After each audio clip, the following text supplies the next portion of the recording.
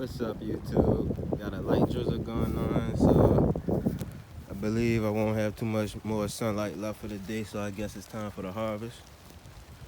So this is a Crimson Sweet watermelon ripening and harvest video, ripening signs and harvest video.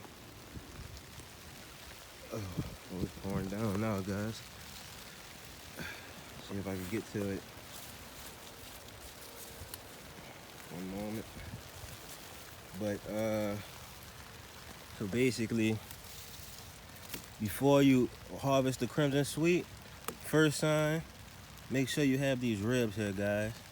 Let's see if the camera catches it. It's an unsmooth surface, and these are definite ribs on this Crimson Sweet, guys. So that's first sign. Second sign is make sure this see this umbilical here? Well, the tendril is dried out already. The tendril has been dry for about 2 weeks. That represents water intake is completed. And then you can see this umbilical here is beginning to dry, which means nutrient intake is either completed or beginning to complete. Then the third sign is these ribs. But always look for the ribs first, because the ribs always form after this tendril dries.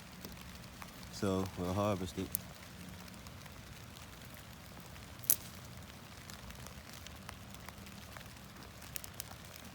And that's that for the crimson. See how large, bug.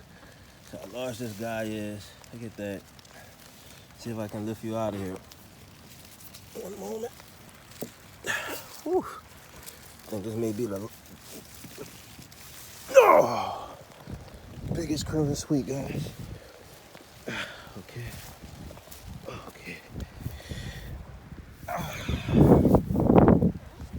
So it doesn't have a yellow bottom on it or anything because it wasn't actually in the it wasn't actually laying on the side or anything. It was resting on bricks, which explains that at the bottom of it. You can see the blossom in here was heavily dried out.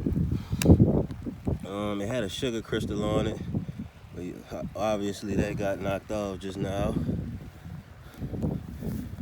But this is a huge Crimson Sweet. Now, if you can see on this Crimson Sweet, these indentations on it. Let's see if I can get it from this angle. You see the indentations? Those are the ribs. Let's see if I get it from the top angle. So this Crimson Sweet was a flat melon at first, but you can see how this lumps out. So this is an inward groove, and this lumps out, inward groove. This lumps out, inward groove, and so on, so on. And then if you look at it from here, you can get a good angle, good sighting of that. Man, I'm about to go weigh this right now, guys. But these are pollination marks. But this guy is more than ready to go. When I knock on it, it vibrates. So it's Crimson Sweet ripening signs. So I'll go over the ripening signs one more time, guys. The tendril will dry out first. So of course you remove the, you don't remove, the tendril dries out first. And then you check for the rib growth after the tendril dries out. And that's when it occurs. These grooves start to become highly noticeable, or you be able to feel it. Once that tendril dries out, a few days after it dries out, they begin forming. But after about a week or two after it dries, then it'll have a nice depth to it, just like this right here. This has a nice depth to it. You can look into it. And then the third sign, guys, is the umbilical beginning to dry,